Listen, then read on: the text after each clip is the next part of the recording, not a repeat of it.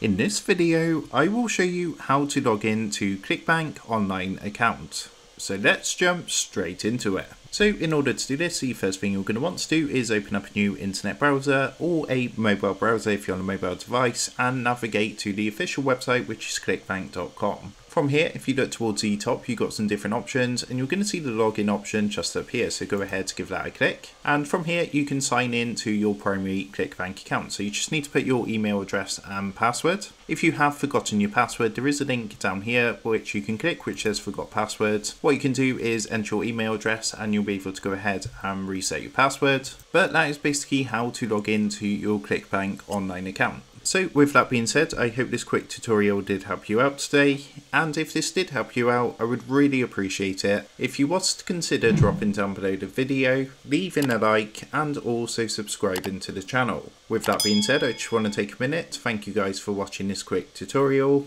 and I will see you in the next video.